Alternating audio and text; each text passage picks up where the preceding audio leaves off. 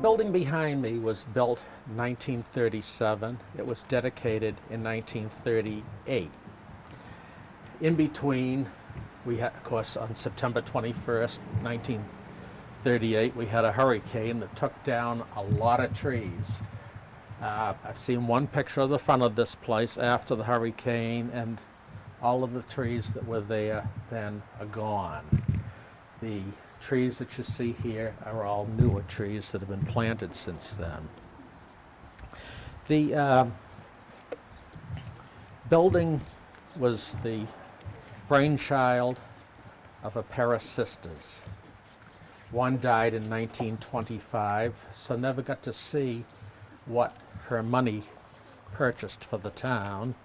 And the second one died in 1956 and was the one who took care of making certain that her sister's wishes were fulfilled. I'm going to take you inside at this point in time, and we'll talk about some of the features of the building. The two sisters were the daughters of Varnum Tuttle. Varnum grew up on Nagog Hill Road in Acton Center.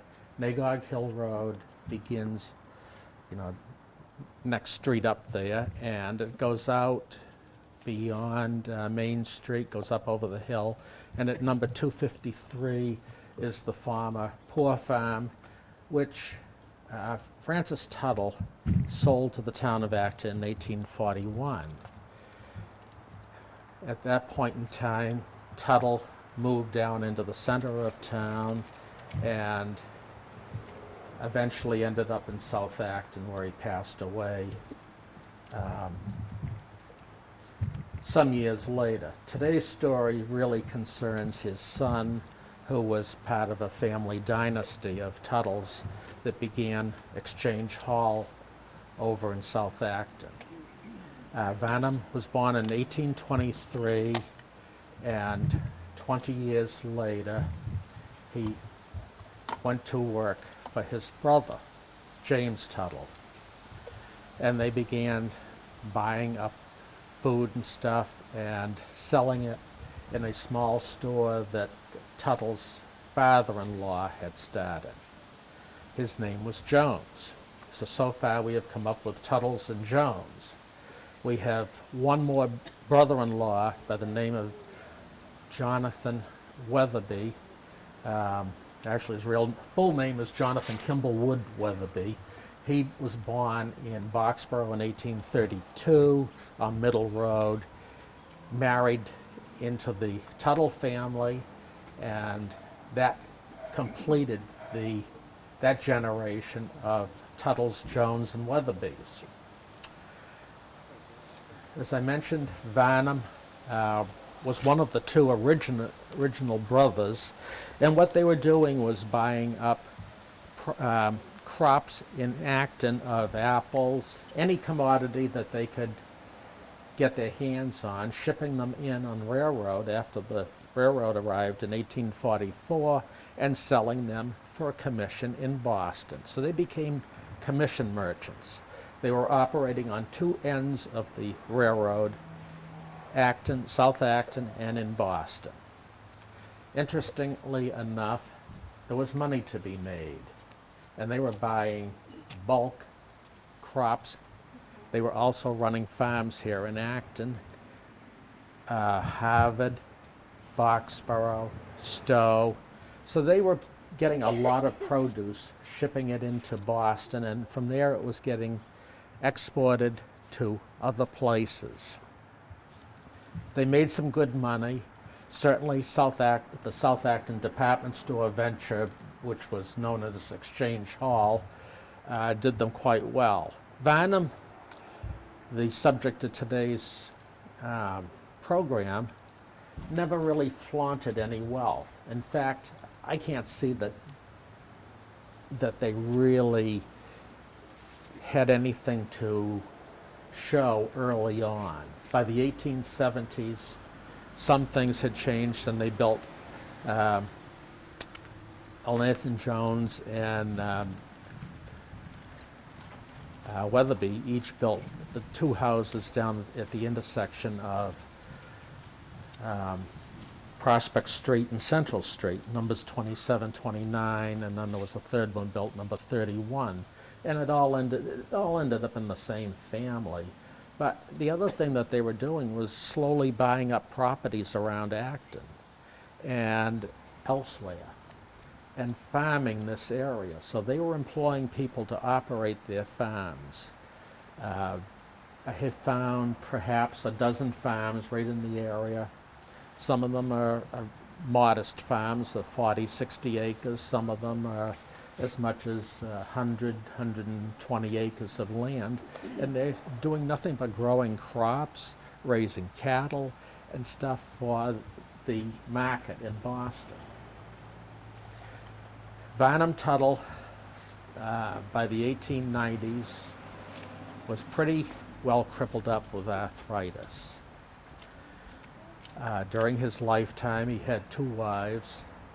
Sarah Keefe was his first wife, and Mary Medora, I can't think of her last name now, was his second wife. In 1856, he built a house to the right of Exchange Hall. That is where he lived for the rest of his life. Like I said, his first wife died at the end of the Civil War. By then, she had had three children,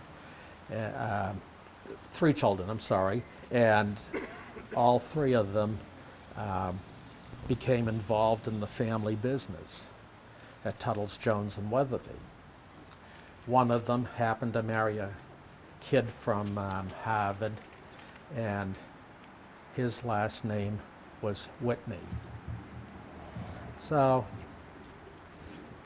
it sort of brought in more. He worked in the business and died in 1906. After his death, which was relatively young, he was only in his 50s at that point in time, his widow still continued to think about things to do with some of the family money.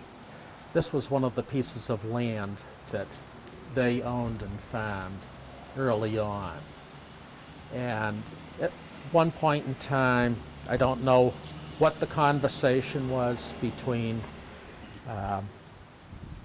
Whitney and her sister Sarah Watson, but upon her death in 1925, it was decided to put aside $25,000 and this parcel of land and consider putting up a chapel in memory of her husband and her father. Like I said, this was built in 1937. This is right in the depths of the Depression.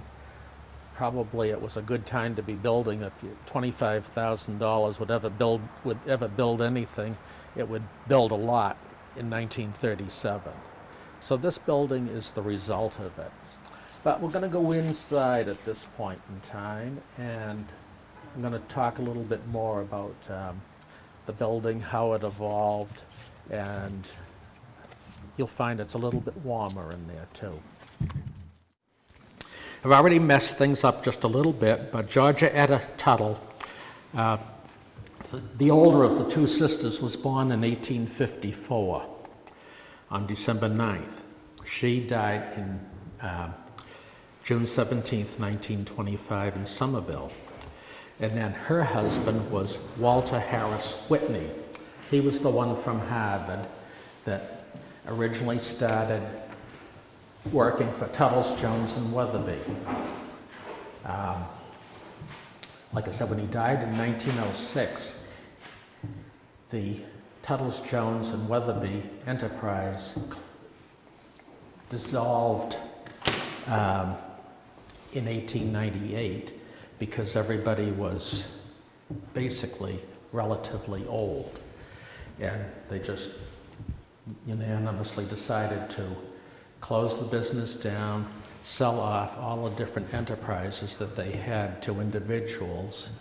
And at that point in time, turned out that Sarah Alberti Tuttle, the one who had married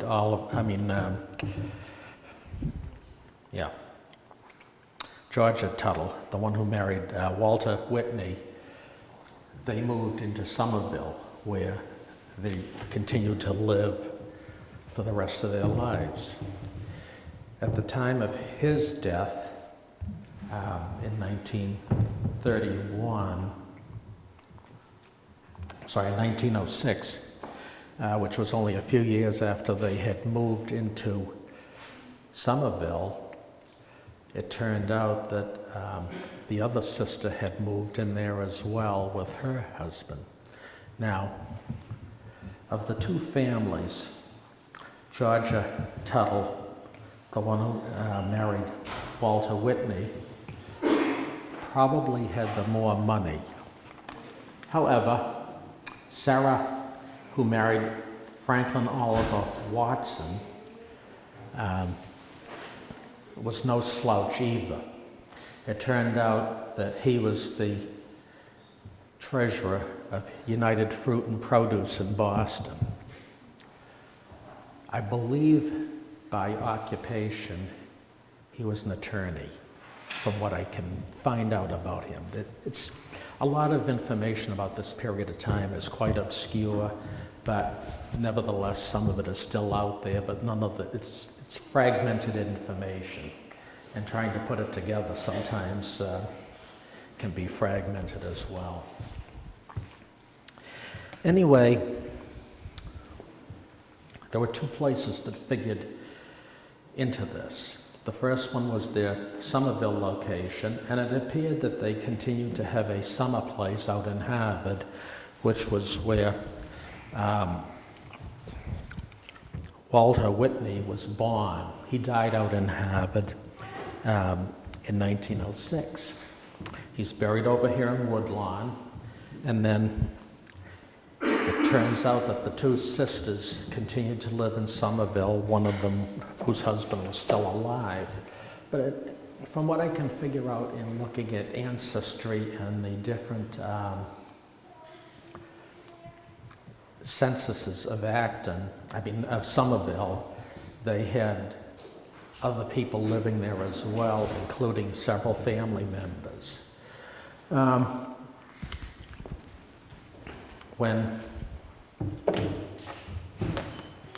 Upon the death of Georgia in 1925, that was, as I mentioned outside, that she had planned to set aside $25,000 for the construction of this building, and the family already had this piece of land that was owned in the Tuttle family. So, over the next few years of Sarah's life, she planned, along with another family member, to try and pull all of this together. During the 1930s, as you know, we were not only in a depression, but there probably wasn't a lot happening. This is the one major building in Acton that I can think of that we acquired during the Depression, and the intent of the building when it was given was to be used as a non-denominational chapel for Christian burial of the dead. Since that period of time, it's been used for weddings as well. There are people that there've been quite a number of weddings in this building over the years. Write-ups about it at the time talk about some of the more interesting features, such the pews are supposed to be of walnut. I can't really tell because they're so dark. I do know that the floor is cork, which is kind of unusual as well. When originally designed, there is a family room on that side for the Bereaves family, and over on that side is a console for the organ. The windows, somebody mentioned earlier that, they're broken. They were designed that way. This was described in 1938 in the Concord Enterprise as a building that represents a 14th century Norman chapel from England, picked up and brought over to Acton and dropped on this location. So if you look at the outside of it, it does resemble structures of that period of time. The windows are definitely unique. I love the one in the back, which we can't really see that well at this point in time. It consists of grapes and grape leaves. Up front, over the altar,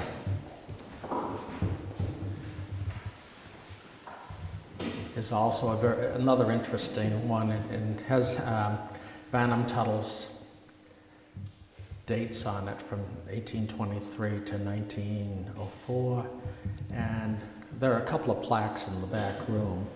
There is the winged hourglass with the sand at the bottom, indicative of the fact that your time is up. And the walls are tiled. The ceiling is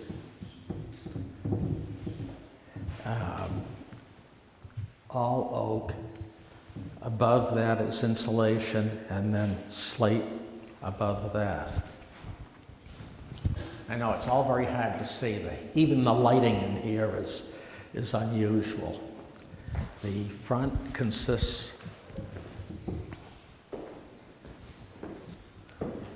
there's the pulpit here with its Bible, and then we have the cross and the two candelabras. This side is made so it can be either open or closed, as well as that one, depending upon where the family wants to be during during the funeral. Sometimes during weddings, the bride and groom come in from different directions, so the bride will be coming in from that way, and the groom and his family will be coming in from this direction.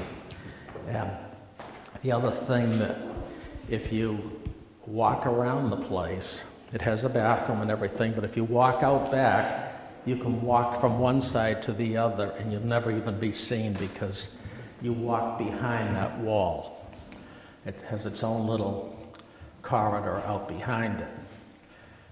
This was originally heated by coal. Somewheres over the years it was changed over to oil, and that's what we are sheltered by the benefit of the coal today.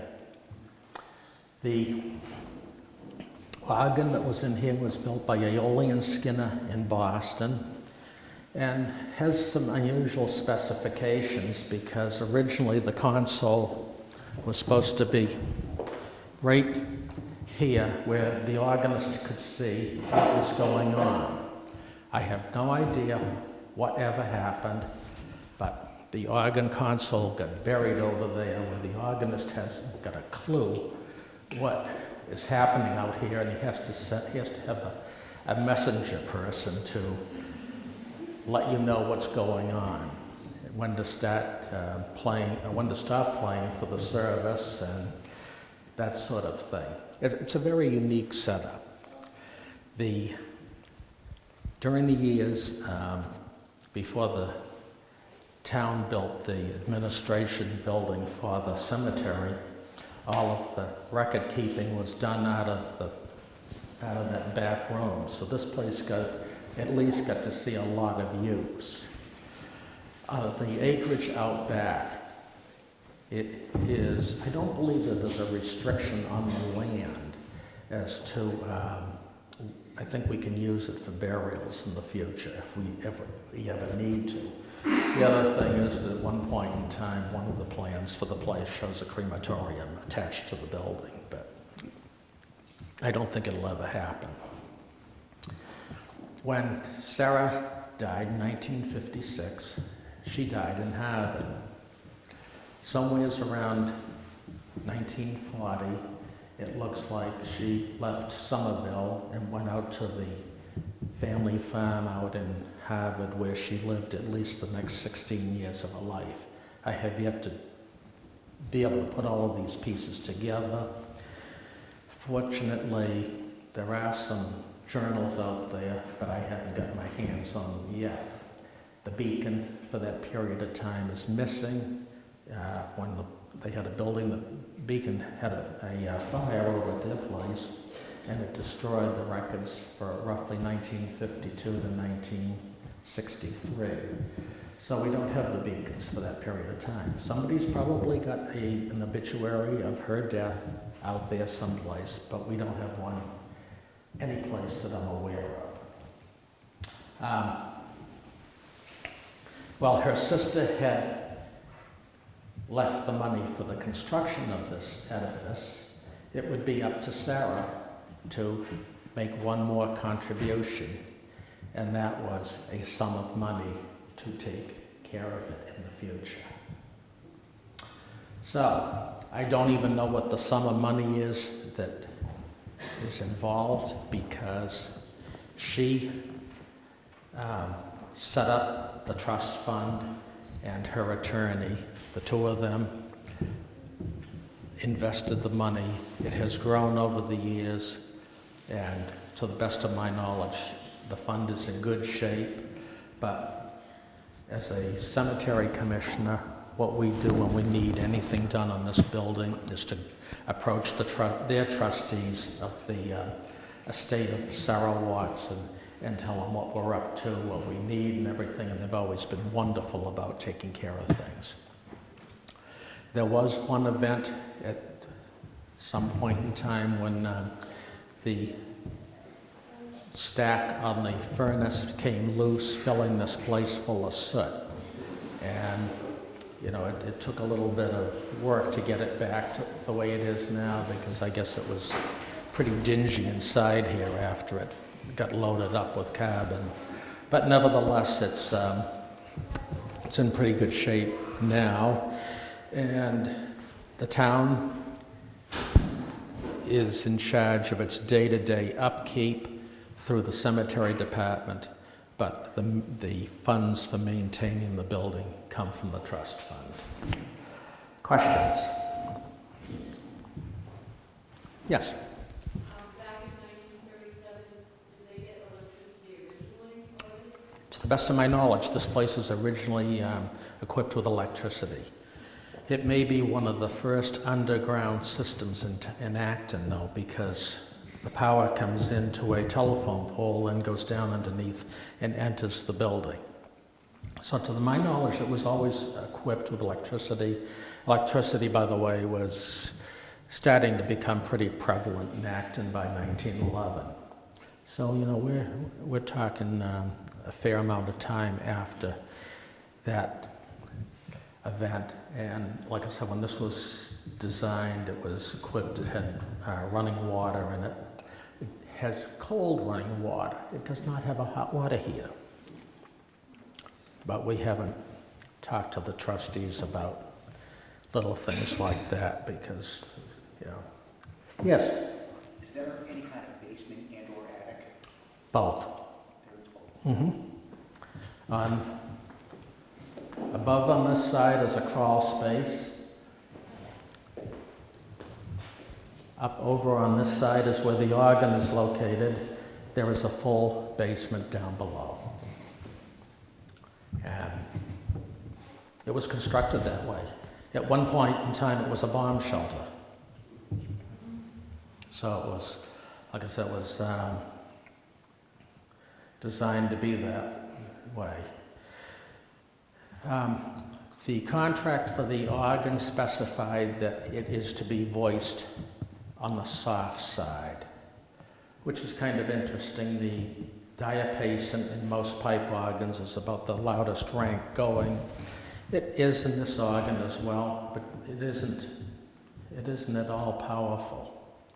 I will play a couple of pieces that were played during the dedication from memory and see what kind of trouble I get into. But I'll try some of the different stops on the organ, and I will end with a piece by Handel, which will show you what the organ is capable of doing.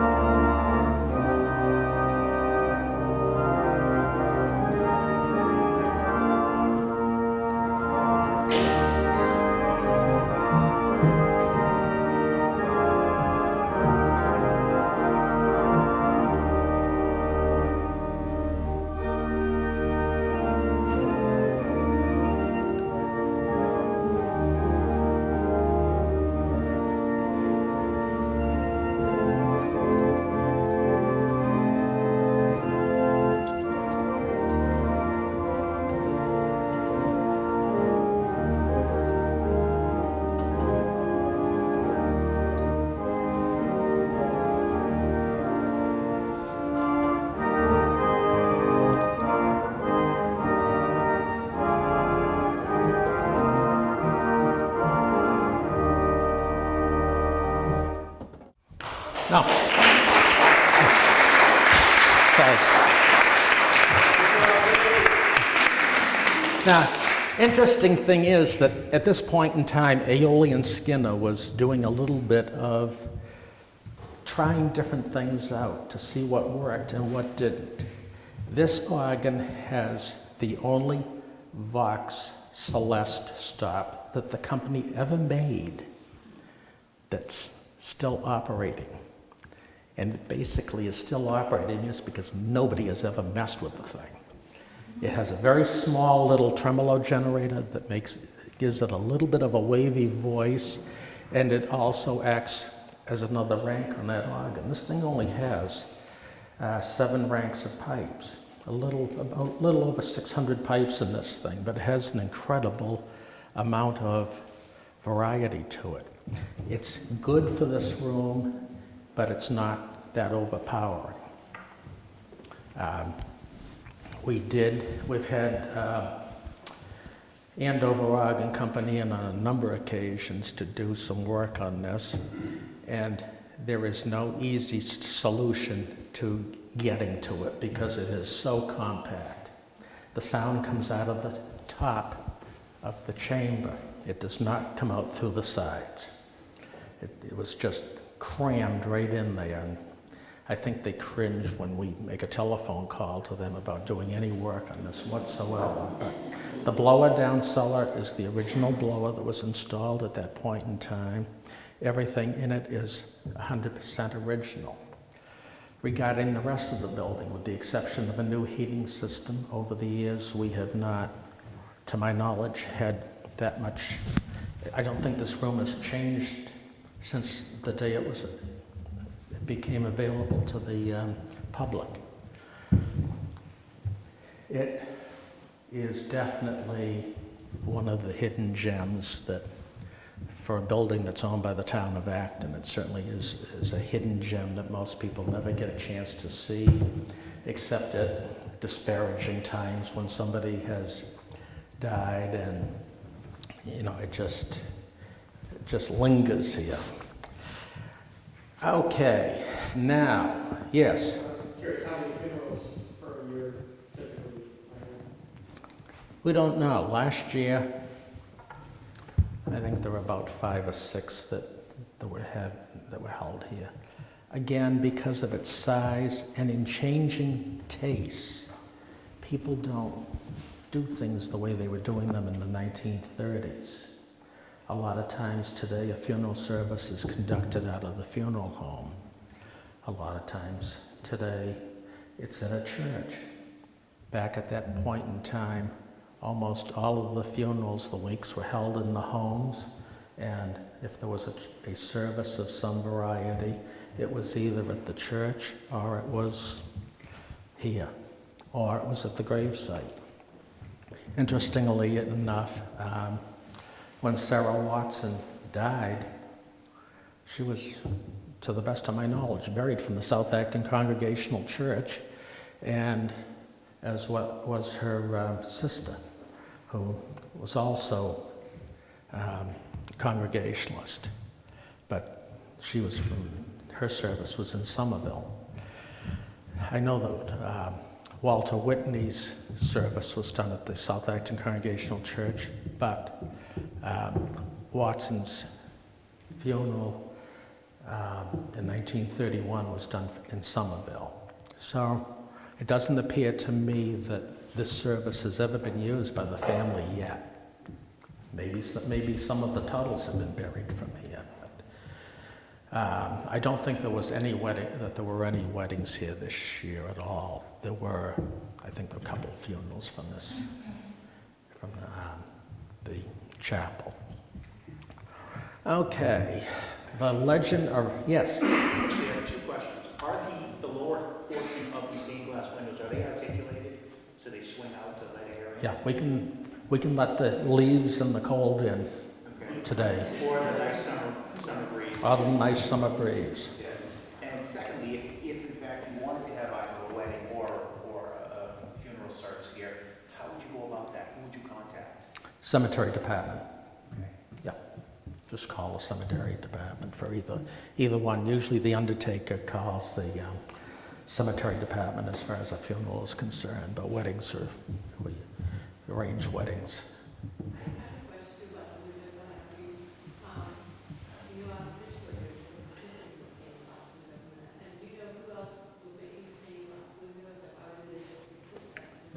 I don't really think that these windows, these definitely are not Tiffany. We only, in the cemeteries, we have one monument in West Acton that was made at Tiffany's Studios in New York. Other than that, I don't think that there's anything in this chapel that was made there. I believe all of this was the work of Boston local people.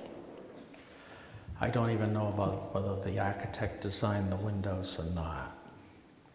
But quite often when you were doing work, you would just go to somebody that deals in stained glass windows and they would show you what they offer. And that was so often the case. I know the windows that we have here in Acton, if you look in other places, you will find similar windows with slight variations. Okay, as far as the Rocky Guzzle, I'm going to take a poll here about how many want to stay in the warmth of this room to discuss Rocky Guzzle, or do you want to go out and brave it? No vote? Okay. You want to go out and brave it? Okay, you won't hear me as well out there, that's the only thing. I'm going to start the legend of Rocky Guzzle in this room because I think it's only fair that this thing is so prominent and so it's a feature of Acton. I have a friend here that I said to her this morning, what is a guzzle?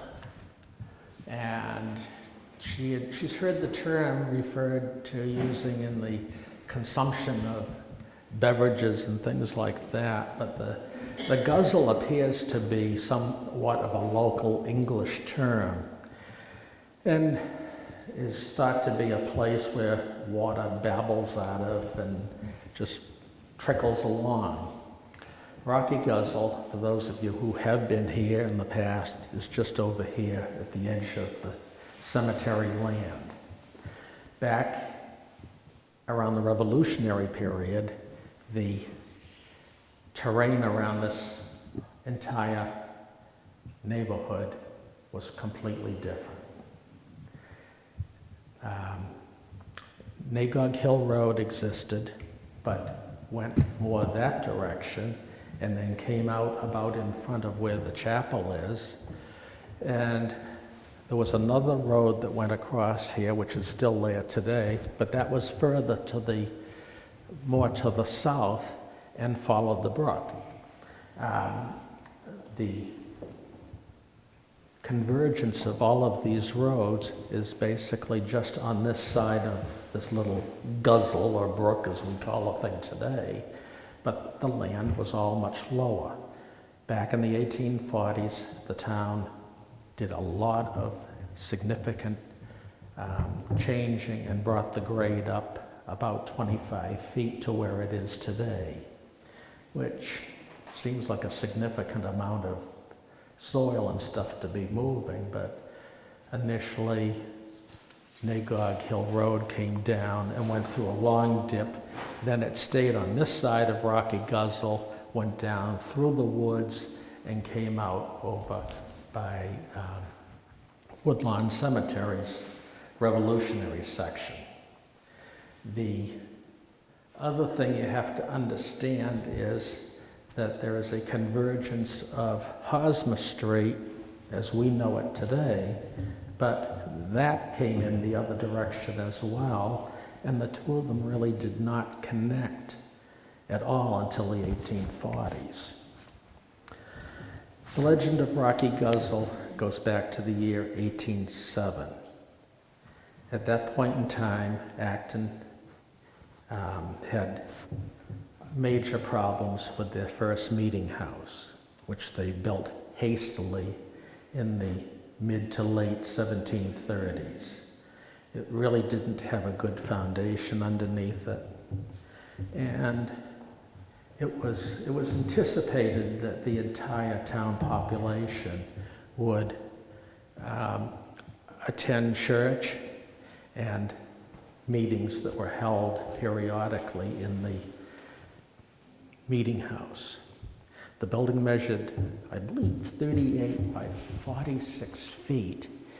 And if you can imagine 900 people in a building of this size by the year 1805, I'm surprised the thing didn't just cave in due to the weight of everybody being inside it. I can't imagine that Acton could put 900 people in a building that's not a whole lot bigger than this room is. But something they were trying to do. Anyway, in 1807, they decided to build a new meeting house, and that is on the site of the current town hall. One of the features of the building was the steeple. The steeple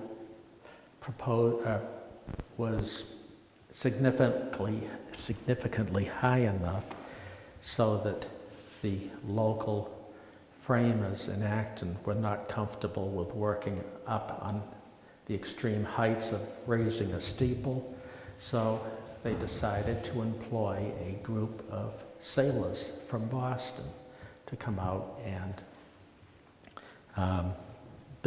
finish the steeple. The legend is that while they were here in Acton framing up the steeple, they stayed at Brooks Tavern. Brooks Tavern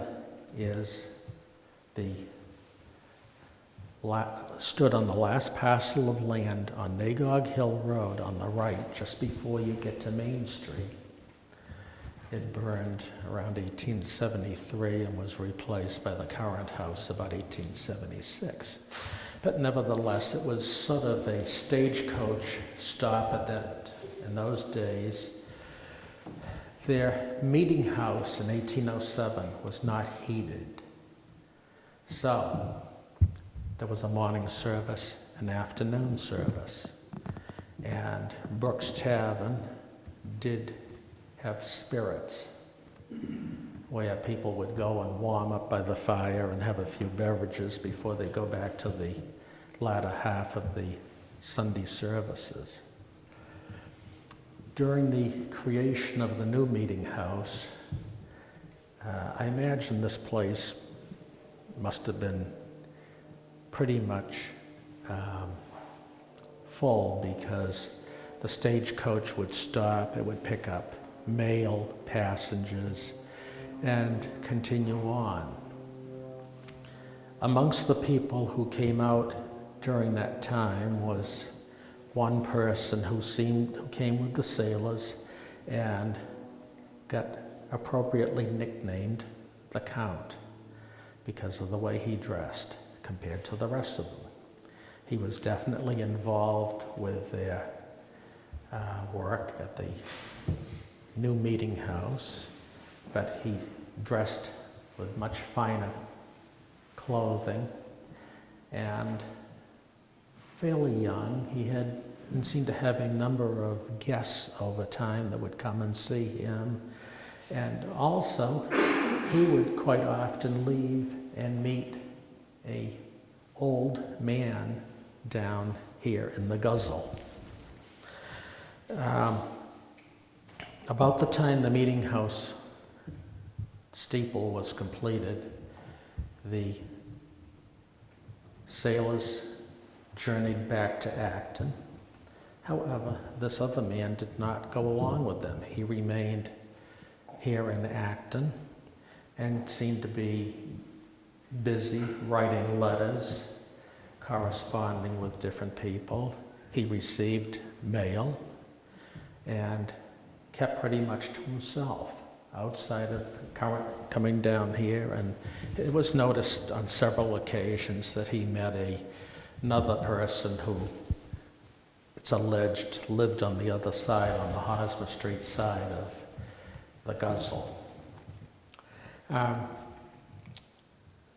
It did, at one point in time, he managed to capture the heart of Carolyn Brooks, the innkeeper's daughter.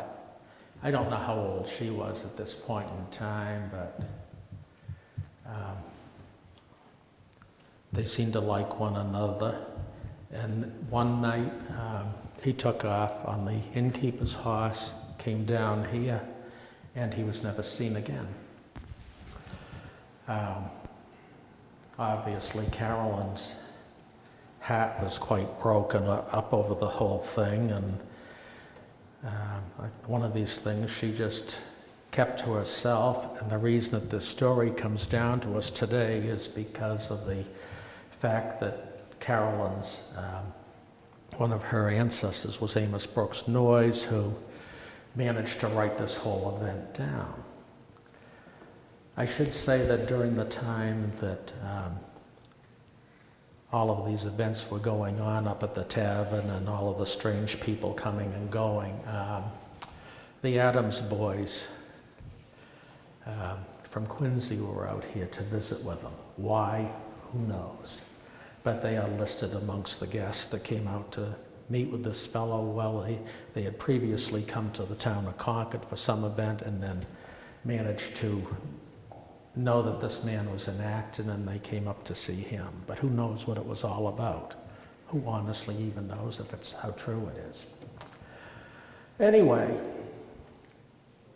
at the time of his disappearance, there was no trace of him whatsoever. There were a few gold coins found down in the Guzzle, along with a scarf that he always wore. He was never seen or heard from again. And in the 1850s, as you know, Acton was starting to look into new modes of transportation. This road by then had become abandoned, with the new road going around it in the 1840s. And one of the things that was considered was putting a railroad into this area for Acton Center, if anybody could imagine it. But nevertheless, it never happened, but they did do a lot of exploration of the area right to the right here for a roadway to bring the train in, adjacent to a cemetery of all things. At that point in time, they discovered the remains of a human skeleton. So whether it was really this man that disappeared that night, who knows? But the area is still pretty much left the way it was at that point in time. And here we are today, 205 years later after this event took place. Brooks Tavern is no longer gone. The the Brooks family moved up to Westmoreland, New Hampshire, which is where the innkeeper died. After that, his wife and daughter came back to Acton Center and lived at the house at number 481 Main Street until their deaths. So some of them are buried here, some of them are buried up in Westmoreland, New Hampshire. We don't know quite where the guy with the kerchief is. Outside of, they found bones, but did he get murdered? I don't know. Autopsies and all of the different things that are typical today in an unusual death were never available at that point in time. So whether it is fact or it's legend, it's up to you. So that is pretty much the legend of Rocky Guzzle. It was elaborately written up about a century ago, thanks to Amos Brooks Noyes, and published. I do have it. It is a lot longer than my little spiel about it, because it turns out that the person who penned this was eloquent enough to be able to write on and on about the different details. I just feel that it's worth perpetuating the the story that it happened here, and if you, I know somebody, was it you, Charlie, said you Googled it and you couldn't find it. No? Oh. Yeah, it's pieces of it are there. Phelan's History of the Town of Acton, published in 1954, has it in it as well, an abridged edition of it. I happen to have the complete thing that was published, but it'll take several days to read. It's that. Can we get a copy? Sure. Yeah, that's easy. So, questions? Yes? Is his name ever identified in the story? Never. His name is unknown. It's just another unknown. What about the old man that would meet him on He's referred to as the wizened hermit. But they never identified him? Never identify him, other than that he paid off a mortgage shortly after this event in coin, which of course all the people used back at that period of time. He had a mortgage on his farm, and it appears that shortly after this guy disappeared, the mortgage was paid off. So now we have a motive, a suspect, and Did Caroline ever marry? I think she did, yes, yeah. I believe she's buried over here in Woodlawn. There's so many different things that you get into a story and you never follow it any further. I'm having enough problems trying to find the obituary notice for Sarah Watson, let alone in the Missing Beacons. And realizing that she lived in Harvard, I'm sort of on my way to the town of Ayer and see if on their microfiche system they have a copy of her obituary, because they had the local newspaper at that point in time, from what I can find out. I mean, some of these things you just go on and on and on, and there's no beginning, there's no end to it. It's even this building here. Yes? Is she buried in Harvard? Do you know? Is who? Is she buried, Watson, in Harvard? No, Watson is buried right here in Woodlawn. She has a very prominent space right up on top of the hill with her dad. Her whole family is there. Her sister. She had one sister that lived with her that never married, and they're all buried in the family lot up here. They grabbed a whole big chunk of land, and that's where the Whitneys, the Watsons, and all of the Tuttles are buried. Out of that little branch. Now, oddly enough, Brother James, who started the business, is a considerable distance away from them. Weatherby is buried in West Acton.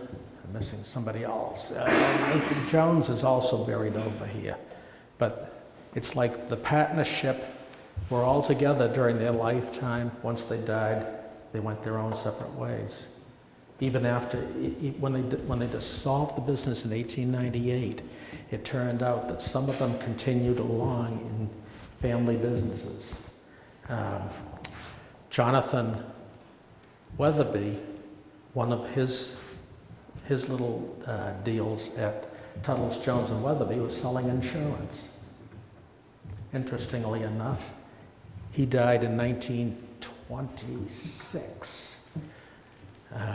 Born in 1832. He was along in years, but what did he do at the very end? He sold his business off to another family member by the name of Theron Loudon, who I had my insurance with some 40, 50 years ago.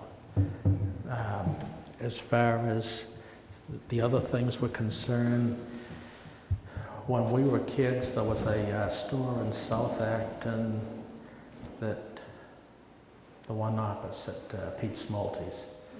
Moore's Market, yeah.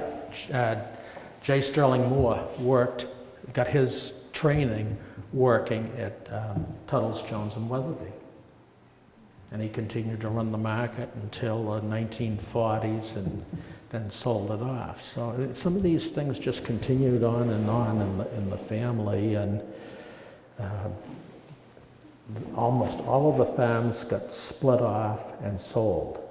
And the other thing that was quite interesting, when I had done a program of researching the Tuttles-Jones Weatherby dynasty, it turns out that they all kept their separate little identities within the business, even though it was one big entity under one big in one big building. But one was in charge, Jones was in charge of the farms. Van and Tuttle was, oh, we're being invaded. Van and Tuttle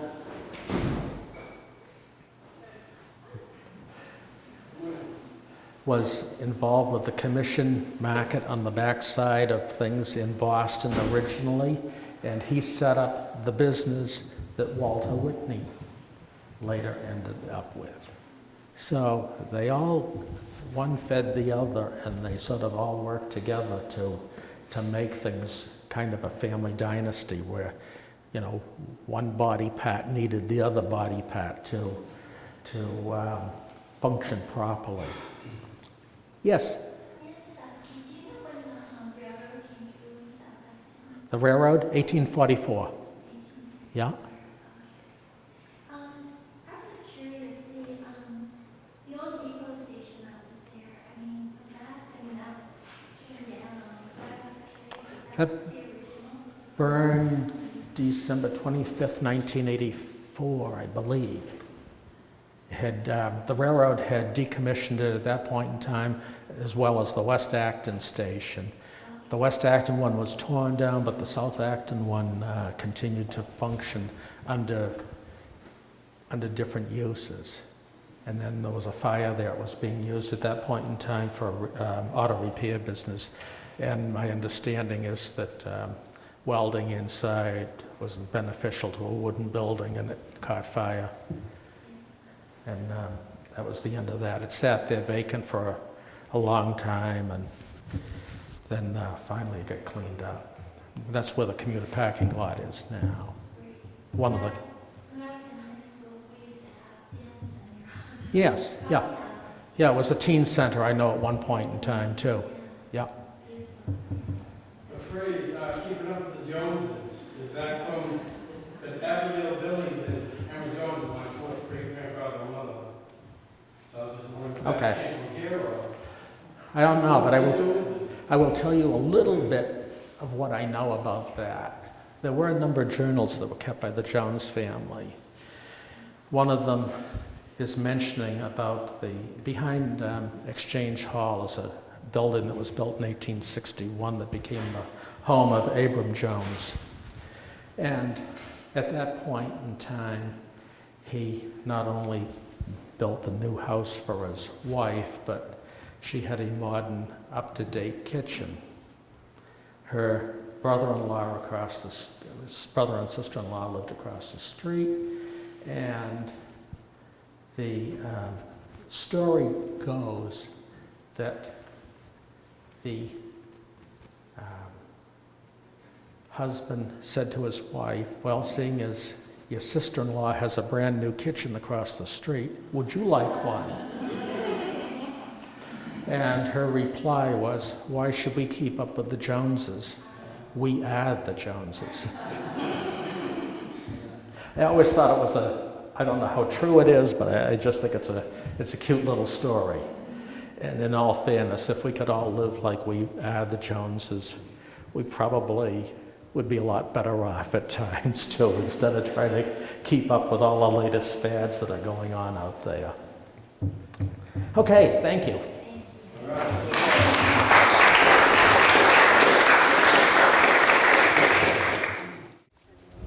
Behind me is I wouldn't call it the beginnings of Rocky Guzzle, because the Guzzle probably goes much further up that direction. This is part of a natural drainage system that begins over by the Conant School and starts to drain this way. It also comes from the Arboretum. There's two different tributaries that seem to go towards the area out behind here. It merges back here, it gets a little bit bigger, it's dry, usually this time of year, and it drains into Neshoba Brook and heads down through East Acton. On the other side of the other side of the Conant School, it picks up and comes down from that water source comes from behind Kmart and down underground in front of Roach Brothers, and then you pick it up again. It goes underground some areas, and then it crosses, and you'll see it on Barker Road. It doesn't seem like the two of them connect in any way, since one becomes known as Coles Brook, and one goes down through Lawsbrook Road. This one goes down this way towards the Neshoba Brook. I really have no idea, other than the fact that the old road across the street here is a triangle. It's delineated now on one side by the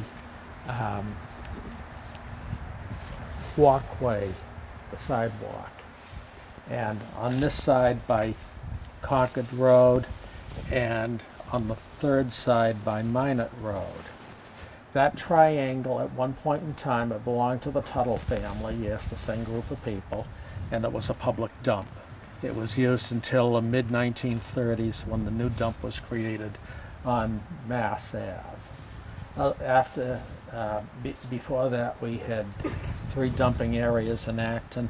One was on Willow Street in West Acton. The second one was on Flint's Land in South Acton, on Stowe Street at the town line, and this one was the third one over here. I don't know how many other public dumps there were in Acton, but I've been able to at least define those 3. Looking at this whole road, if you walk the sidewalk area across the street, you're more on the ancient road that existed in 1807 when the story supposedly took place. It stayed on this side of Rocky Guzzle and goes down this way. I don't know how many of you can imagine this being one of the major thoroughfares through Acton, but yeah, 200 years ago this was part of the main thoroughfare over to East Acton, and if you were going over to South Acton you would have taken a right back that way and gone up Minot Road and then across over Taylor Road. So these are the way the roads evolved over the years. Turns out this is just one of the few pathways that's left.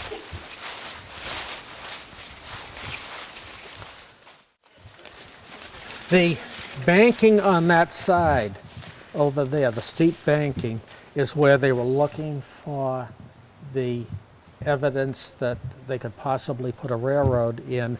It would have to stay on that side of the Guzzle because they didn't want to work on this side of it. But that was the intent at the time, crazy as it may seem. And somewheres down in this area is where they discovered the bones.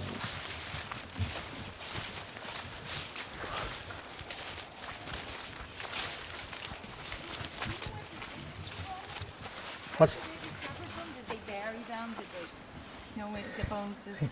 the story doesn't get that far.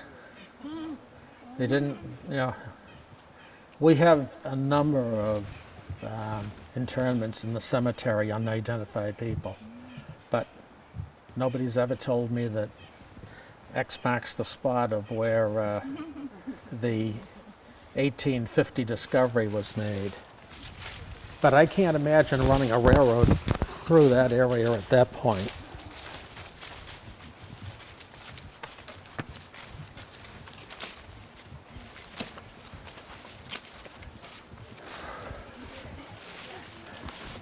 This is a very early bridge in town. Fortunately, it's been pretty well preserved.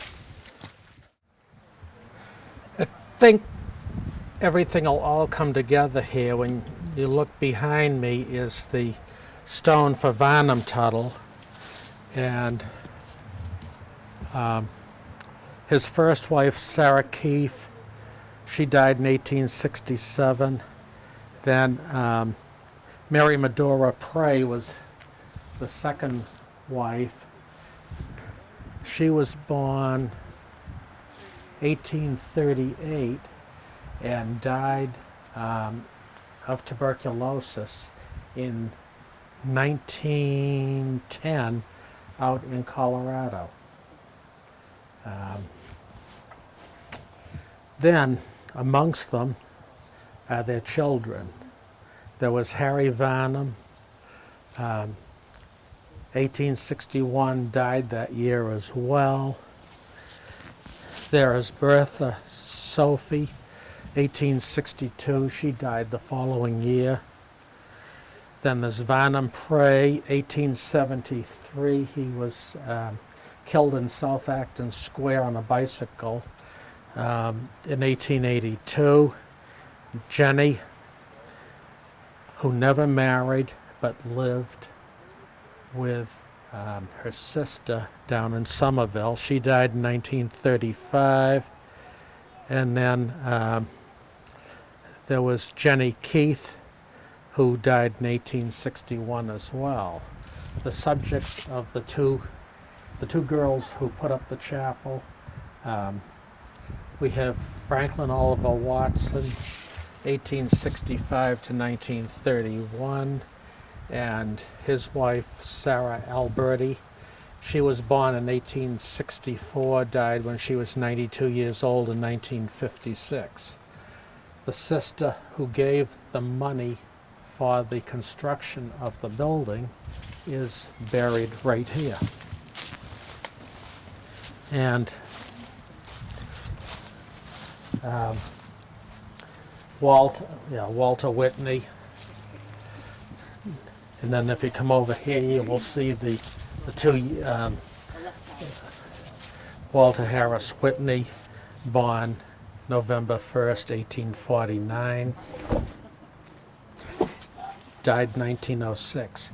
He was the one that was the merchant that started at Tuttle's, Jones and Weatherby, and of course both Georgia, his wife, and his sister-in-law all worked at Tuttle's, Jones and Weatherby. So it was a family-oriented business. Walter took over the commission business in Boston once that his father-in-law, Varnum Tuttle, decided to retire out of it, is when Walter took over that portion. He is the one that came from Harvard and oddly enough died in Harvard, even though they lived in Somerville while they were in the commission business. Franklin Oliver Watson was the one who ended up as, in 1931, at the time of his passing in 1930, he is listed as the treasurer of United Fruit and Produce in Boston. So they had some fairly decent connections. The town of Acton really benefited from their gift to this town. And questions? Now, my behind-the-scenes assistants, would you please come forward and make this thing screech some more? I'm just going to, I can't, I'll be all right with you. It's this other.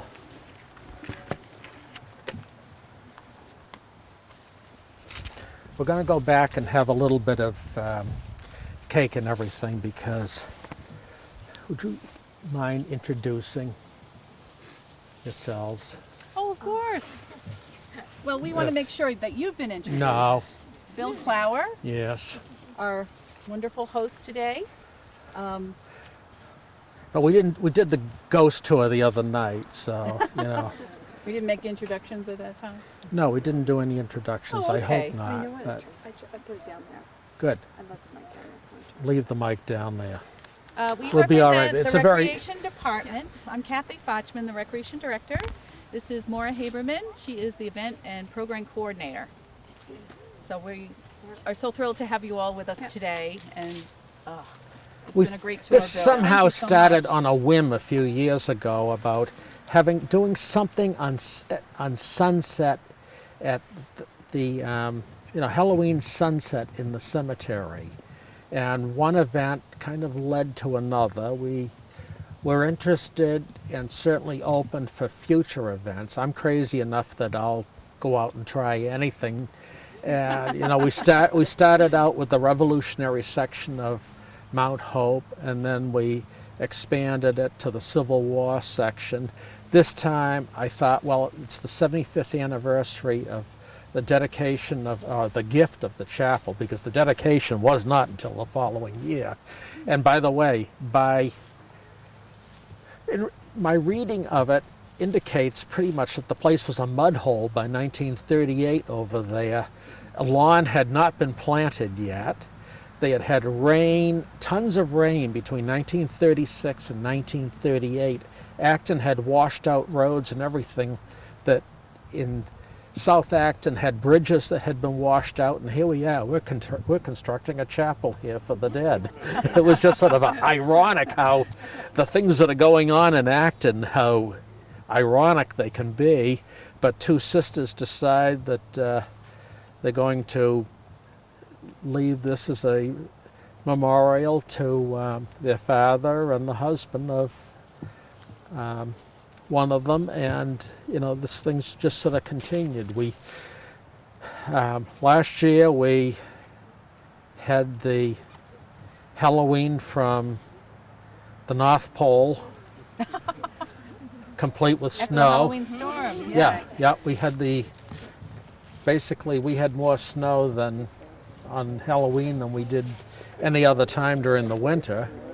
And this year we got a hurricane, so I don't know. I'm leery about planning these events around Halloween at this point. It sounded like a cool idea, and when I was thinking about this thing, I thought, well, could you do the movie Phantom of the Opera or something at the chapel? And then I thought, nah, we're just going to do a walkthrough and talk a little bit about how this unique building came to Acton. Because basically the occupants of these graves had moved away from the area. Yes, they spent their childhood in South Acton, but they had gone on to Boston, or the outskirts of Boston, where they had really nice homes. And I have yet to find out exactly where Sarah Watson is living when she dies up in Harvard, but there is a place up there called Whitney Farm, right at the intersection of Route 2 and Route 111. And that bothers me because, is this where she lived? It's a gorgeous place. I don't know. It's more things I need to learn about as far as where everything fits together.